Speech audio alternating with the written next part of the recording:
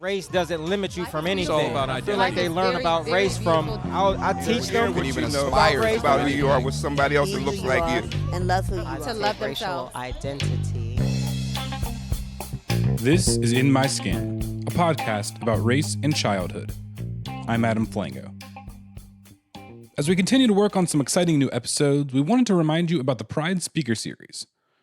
Twice a year, once in the spring and once in the fall, we host an evening of conversation about race and young children featuring experts in the field. Our next speaker series will welcome parent, author, and founder of BrownMamas.com, Muffy Mendoza, to the Homewood branch of the Carnegie Library of Pittsburgh on Thursday, May 2nd. Doors open at 5 p.m. with the event starting at 5:30. To give you an idea of what the speaker series is all about, this episode features the keynote address from our Spring 2018 speaker series with Dr. Valerie Kinloch, Dean of the University of Pittsburgh School of Education. Dr. Kinloch spoke about building and sustaining a racially responsive community. Here's her talk. I want to thank you all for being here and for listening to me as I work through what I think this work means.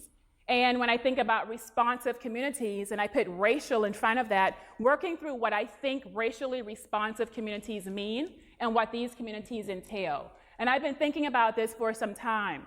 And then, of course, we get moments that happen all the time. And some of these moments that happen sort of look like this. You know, moments that happen, and these are not new things that are happening across the United States in different types of communities. And so I took a moment to stop and to pause and to reflect on the reality that we have been living in very trying and uncertain times. And it's not as if this is new. It's not as if this is a new time that we're living in. And so yet the questions aren't necessarily new, but I really think that the solutions to thinking through these uncertain times have to be new, have to be innovative, have to be creative. And I think the solutions must also include a variety of people and voices and perspectives that move us to where we need to be. So I start here, and I invite you to start here with me. What do you see? Anger. Do we know where this image is from? Charlottesville? Virginia? Remember what happened in Charlottesville? What? What happened? What is it? And then do we know where this image is from? This is Ithaca College. And this happened in 2016 at Ithaca College, when students said, enough is enough. We are actually at a point where we need change happening at the entire university. And because our requests for conversations and change might not be happening the way that we think, then we're tired and we're going to actually stand against something. And in standing against something, they decided to gather and they had conversations, and then they decided to have a student protest, locking arm in arm, and really thinking about what it means to engage in this work. Then we get these images here. What do we see? Violence. Talk about that for a second. Who said violence? What else are you thinking when you say violence in these images?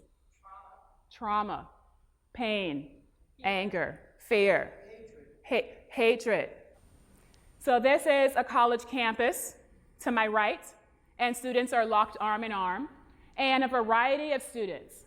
And the same issue happening in college campuses across the United States, where students are saying, how do we actually respond to some of this stuff, quote unquote, that we see happening on college campuses inside of classrooms, particularly when some students feel as if they're not being paid attention to, or their deep concerns for change, for educational equity are not being addressed or met.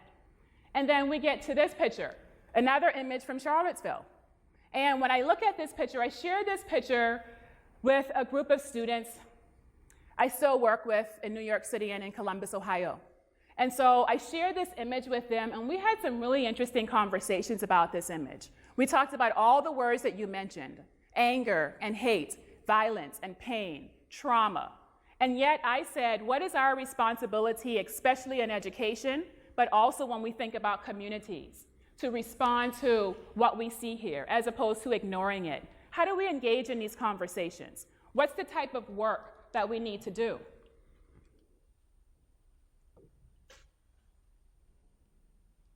I hear some The connection here. What is this image? Or where is it from? Coolest monkey in the jungle. And we can get this in green, orange, and sort of black and whitish in terms of the sweatshirt.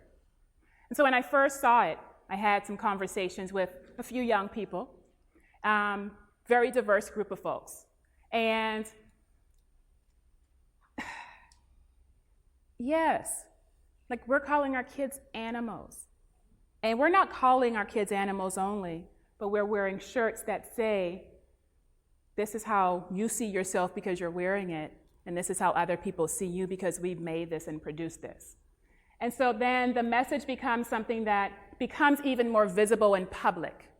And how do we begin to understand that institutional oppression exists, and it also gets reiterated in the types of messages that are conveyed about young people? And that's something that I think in many ways the young folks I still work with continue to remind me of, even if I think I know it. Like, what is the message about our young kids, particularly in this image, a young black boy walking around? So we need to think about all of these various messages. And then painfully, I go all the way to my home state of South Carolina. And then I see this image. And not just to see the image, but to know the school district and to know teachers in this school district and to know teachers who've worked in this classroom with this particular person, this student. So what happens when I go to the school district and conversations a few months after this horrific incident happened? And just sort of trying to process and make sense with teachers who've been in this particular district for a while. And when someone raises her hand and someone says, well, we need to understand the larger context. And I say, I don't understand what understanding the larger context means when I look at an image and I clearly see what's happening here. And the response was, well, understand that if I ask a student to do something and that student doesn't do something, then what is my responsibility to ensure that everyone else in this class at least is on target and is able to do work? So I called the resource officer, and this is what happened. Can you see the student in the background? Can you see? Like, I mean, I studied this image, I looked at the video when it happened, I talked with people there, and I go back to the image of what we see in the foreground right in front of us, but then there is a student covering up her face, and that looks like even more pain. And how do we process this type of pain happening inside of schools with young people? And we have to talk about inequities in education. And we have to talk about inequalities in our society. And importantly for me, when we do this work, we have to talk about these realities because look at the student, and not to know anything about her, and not to know any of her struggles, and any of her lived experiences, and anything about her home life, which I know about, but to not know, for example, and to see this, and then also to know and to see it, raises important questions for me about what we are not doing when we think about schooling and education, when we think about community engagement, when we think about the ways in which we need to have humanity and show humanity toward all people. When we take our kids and send our kids to school, and we expect that they will be safe and cared for and nurtured, and then this is on the 6 o'clock news. And some of us feel so disempowered because we're used to this happening over and over and over again, and we are not processing violence and trauma happening to our young people inside of spaces where we're sending them to receive a high-quality educational experience. So we have this young lady, we have this officer, and yet we have this young lady sitting right there, covering her face. And that tells me that there are layers and layers of pain that for whatever reason, we do not talk about. because this should never happen. And so this is where I start when I think about toward racially responsive communities. Toward racially responsive communities. And that means inside of schools and in out of school spaces. That means everywhere we are interacting with another human being. How do we have meaningfully rich conversations about what it means to be racially responsive? And if we are racially responsive, then what does that mean in terms of building and sustaining community with other people? And there are fundamental qualities and core values that guide my work. And I would say first and foremost is this concept of love. We have to have a discourse of love that we enact and practice in all of our spaces and in the work that we do. Not exclusively with children and young adults, but importantly with children and young adults inside and outside of schools. And if we can do that, then we can talk about humanization. And if we're not doing this work inside of our classrooms, I question, what are we doing? If we are not going into education, for example, having a discourse of love, respect, and humanization for other people and their bodies, then why are we going into education? I firmly believe that, and that guides all the work that I do. So how do I start with this idea of love? I'm guided by it, because that's all I know. You know, I come from a home where I had a father who didn't graduate from high school and who just experienced so much pain and hatred and oppression and went to school to actually find himself and could not, and left school and decided, you know, and I just learned this in March, you know, and told my grandparents that I will not go back to school and you can do whatever you want with me, but I'm never walking back into that dehumanizing place. I start with a place of love because he loved himself enough to remove himself from a dehumanizing context, and he did. But then I also think about my mother. You know, my mother who is 83 years old and in the segregated South and not wanting to ever talk about anything dealing with that type of history because she saw it and she experienced it by looking and loving other family members who actually went through this, her father included. And so when I think about this, I should be angry, and I am, and I'm gonna be honest. However, I channel that anger through this discourse of love, because how do we love ourselves enough to say, I don't need you to love me? You know, I don't. Because I love myself so much that when I walk into a school building and I see young kids, I'm not blaming them.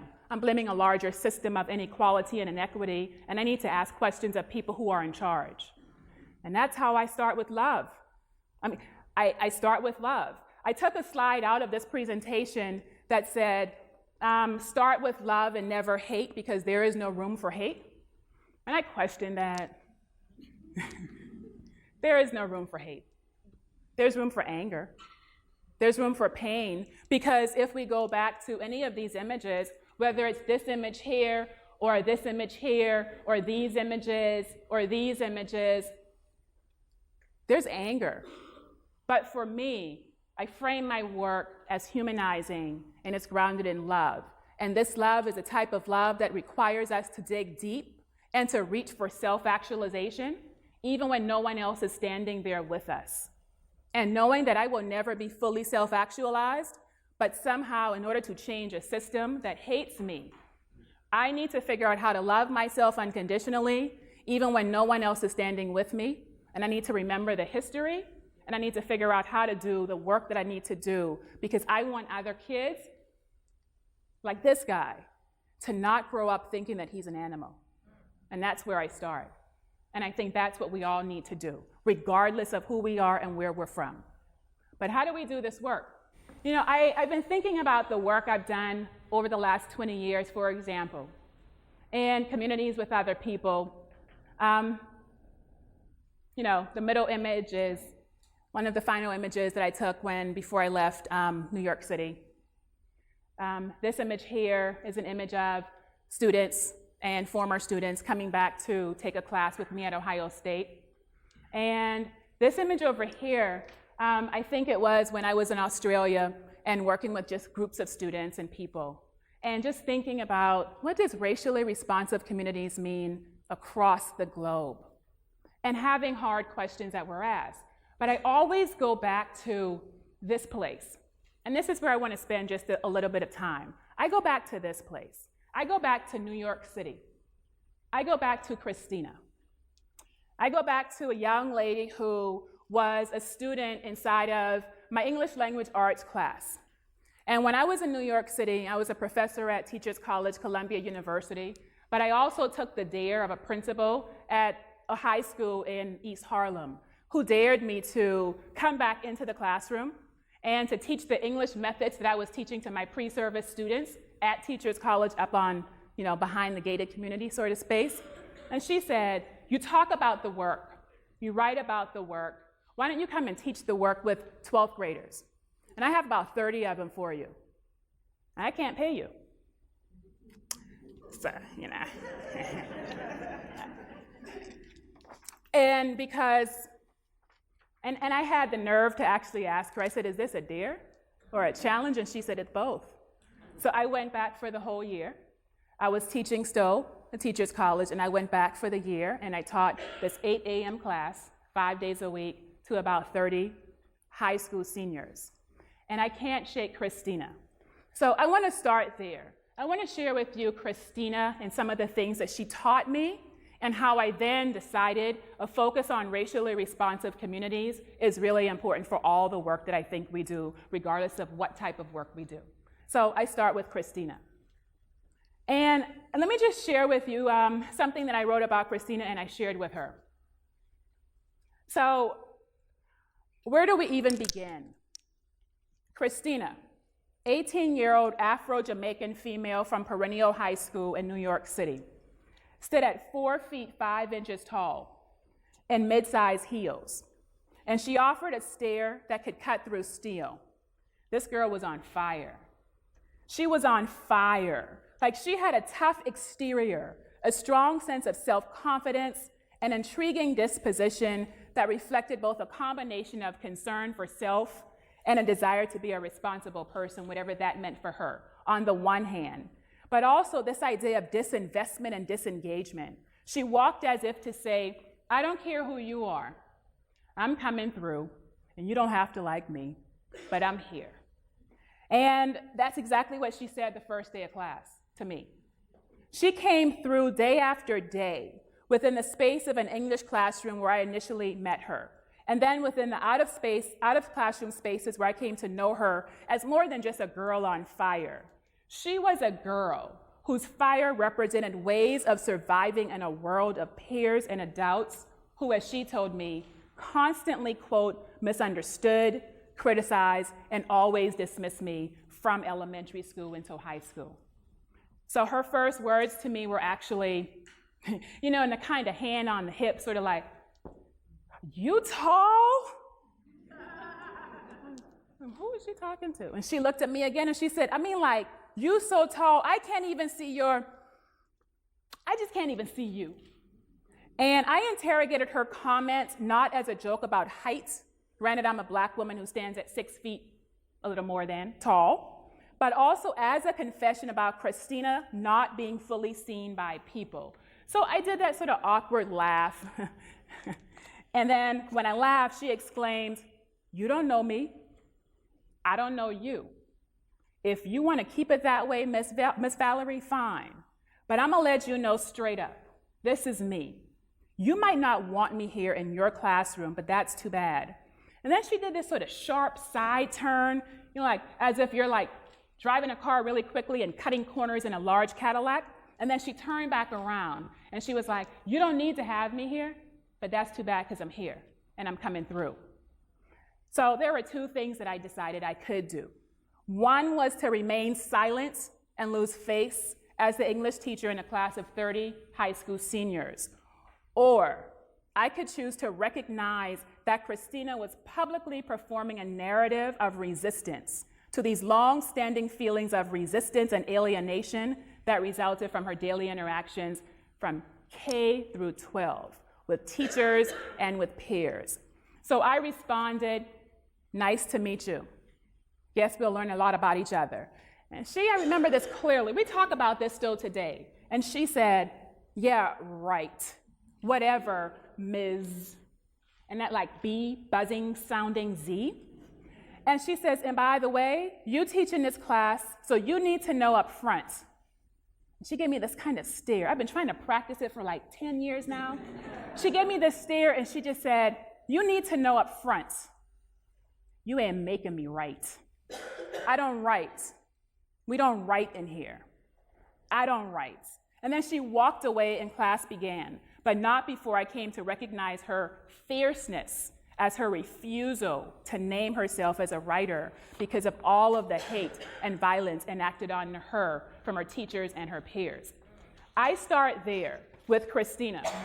And in starting with Christina, you know, when I think about racially responsive communities, I start there. Christina was forming this narrative, and I needed to decide what to do with it. And then there was this one class period. And this is where I want to offer one example of what I think racially responsive teaching and community building includes. There was this one class period where we were having a conversation. And Christina this is what she offered. I framed the discussion around Jonathan Kozo and a few other texts that we were reading, some spoken word poetry. And then she came in and she said, so you said to talk about race, place, and justice.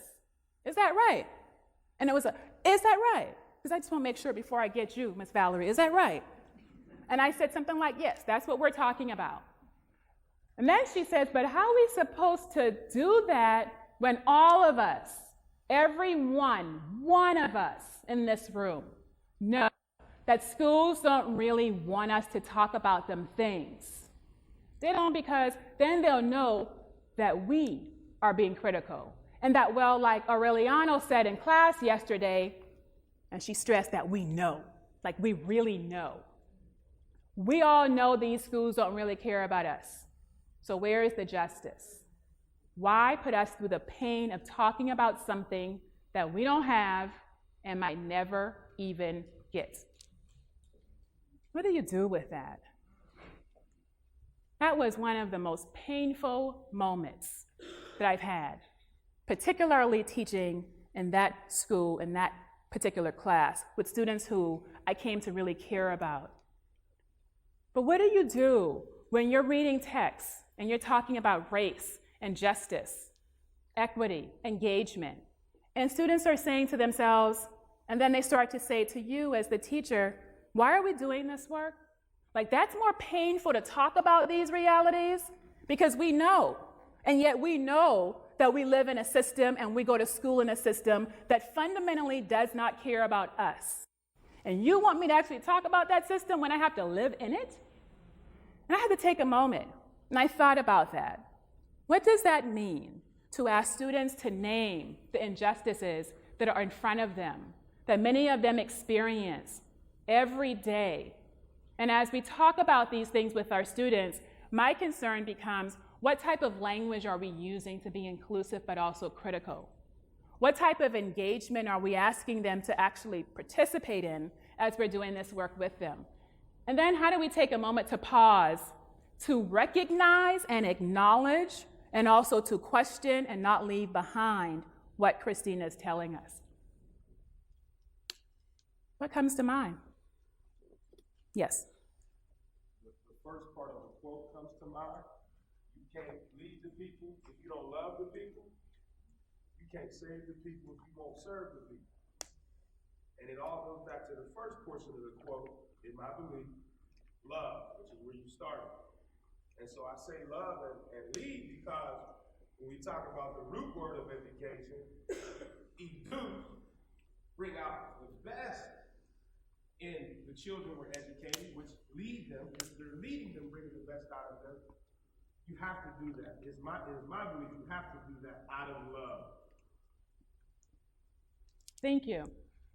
I didn't even ask you for that, and it just leads nicely into what I wish I had said to her. Really. I wish that I had said this to her. And can I get someone to read the first part of this? Can I hear a different voice from other than my own? Can you see it? Paulette? Hey, black child, do you know who you are, who you really are?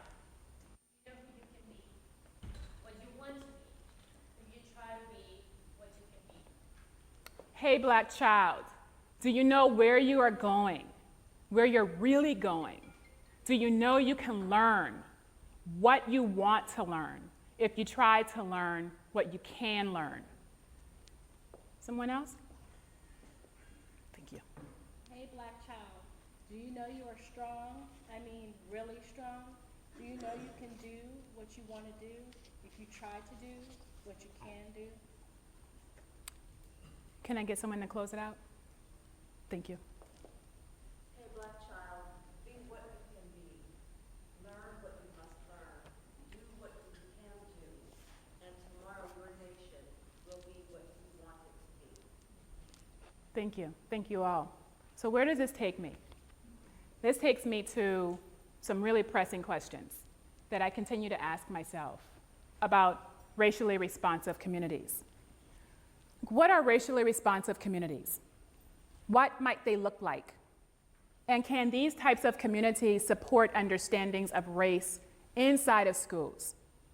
Can these types of communities help us understand that race is a social construct? So many people think it's biologically connected, but race is a social construct, and what does that mean? But I also ask this question, how can we affirm positive racial identities by forming and sustaining racially responsive communities? And for me, I'm at that place where I want to know what these types of communities can look like and what their roles are when we think about schools, when we think about communities, and we think about organizations. It is not just forming a community that's on the periphery, but it's forming communities that are central to us thinking about identity and race, equity and justice. And I also want to know what kinds of partnerships can be formed when we think about racially responsive communities. There are lots of work that inform this. I'm not going to go through all of this, but when I think about racially responsive communities, I'd be remiss if I don't say culturally relevant and responsive teaching has to be a part of this conversation. Culturally affirming instruction that is culturally affirming to other people. And then Django Paris and colleagues have written about this new phrase, this new terminology of culturally sustaining pedagogy. And for him, this culturally sustaining pedagogy talks about how do we sustain the linguistic and literate and cultural practices of students walking into our classrooms. What might that look like, and how do we do this work? As opposed to trying to get them to learn dominant American English at the exclusion of all of the languages and literacies that they are already equipped with. So this is a lesson for me. It's Donna Hitcho.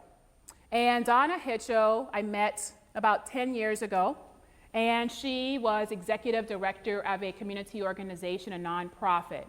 And this is what she talks about when I think about neighborhoods. Many teachers working in our schools in this neighborhood don't know the neighborhood enough to help our young people develop a pride about where they come from and see that there is good in their neighborhood. You know, all those words that you talked about, diverse and developing and whatever, here's sort of a hint about your assignment. My hope is that when you're in a neighborhood, wherever it is, that eventually you see words like loving, vibrant, cultural, fun, noisy, crazy, loud, whatever, that you see beyond the missing pieces to what's really beneath and under there. Spiritual, familial, close-knit, all of those positive things about neighborhoods that are media hides, that first impressions hide. It's just like meeting a person. You know, the first time you meet somebody, you judge just by the appearance on the outside.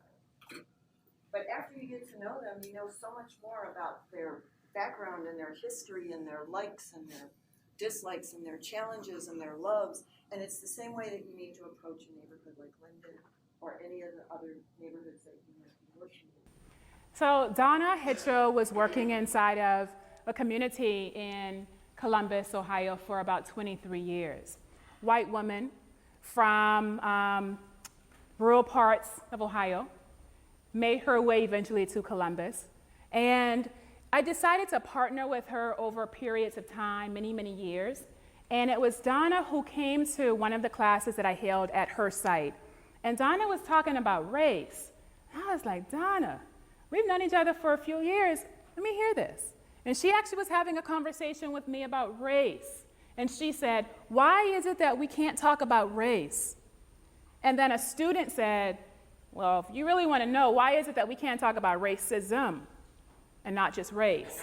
And then that led to me thinking deeply about what racially responsive communities should entail and what they could look like.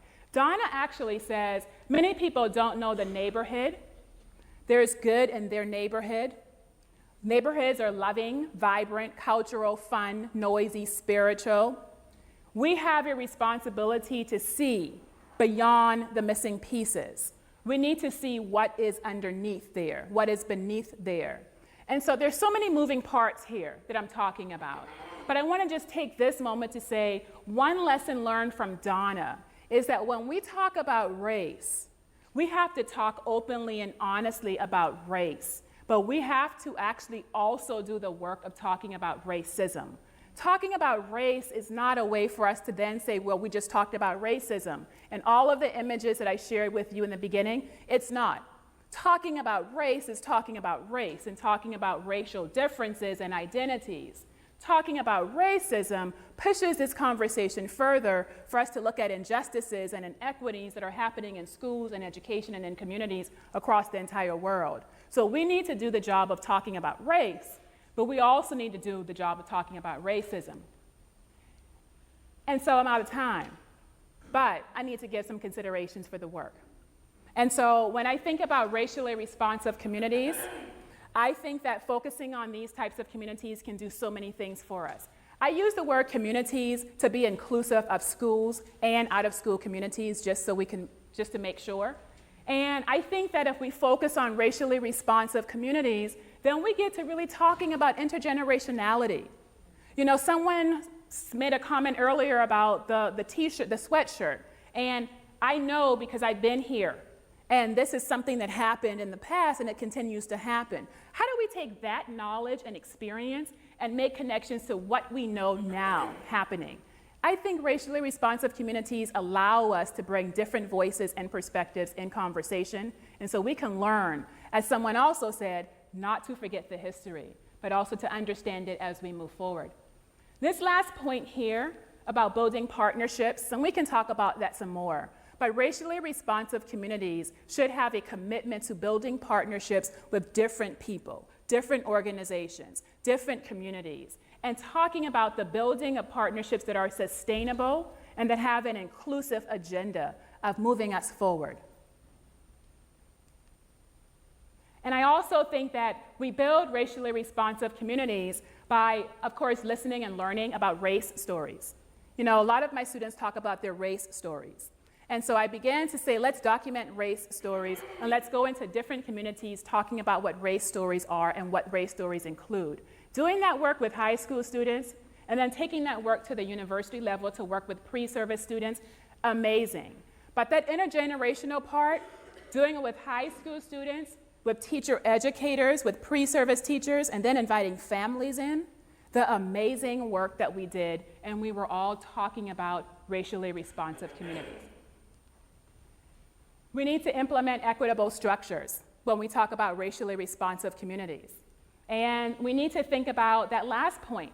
You know, it's that fostering linguistic, literate, and cultural pluralism as part of the democratic project of schooling. And that comes from Django Paris, culturally sustaining pedagogies. But how do we do that is the question. One way we do that, and this is my last slide, I promise. One way we do that, and I need to take a step back so I can take a look at this. So in this center, I think some next steps and opportunities for all of us to consider.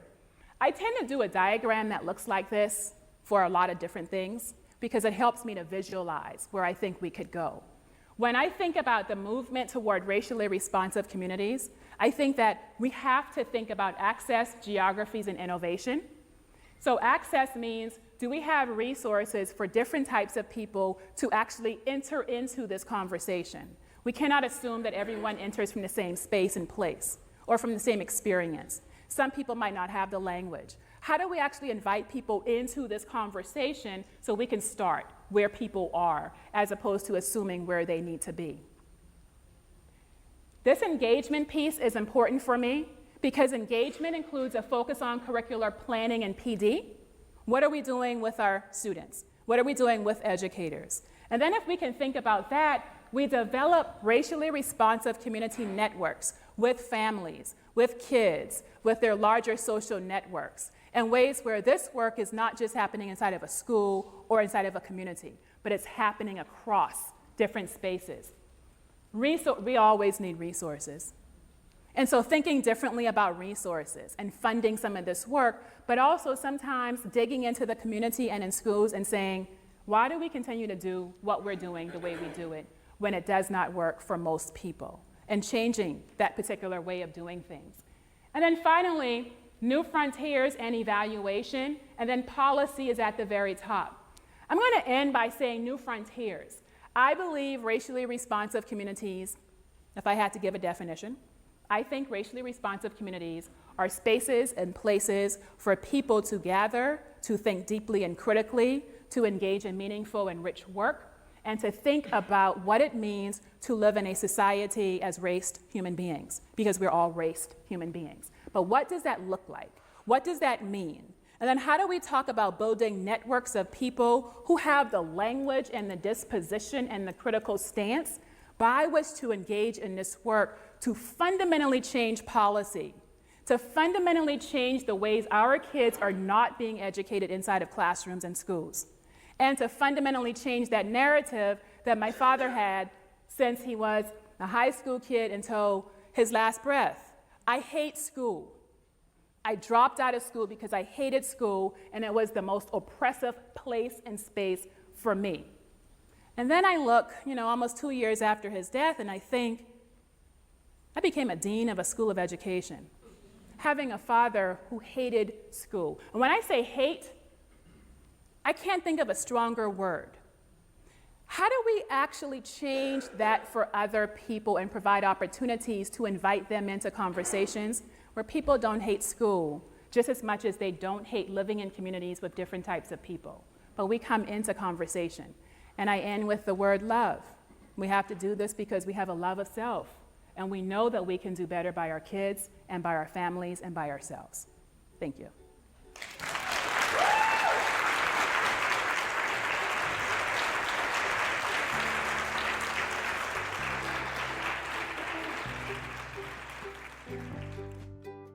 In My Skin is a production of the University of Pittsburgh P.R.I.D.E program, which stands for Positive Racial Identity Development and Early Education. P.R.I.D.E is part of Pitt's Office of Child Development. This episode is produced by me, Adam Flango, with help from P.R.I.D.E Director Aisha White and P.R.I.D.E Director of Engagement Medina Jackson. You can find every episode of In My Skin at our website, racepride.pitt.edu. Special thanks to our funders, the W.K. Kellogg Foundation and Hillman Family Foundations, for helping make In My Skin possible.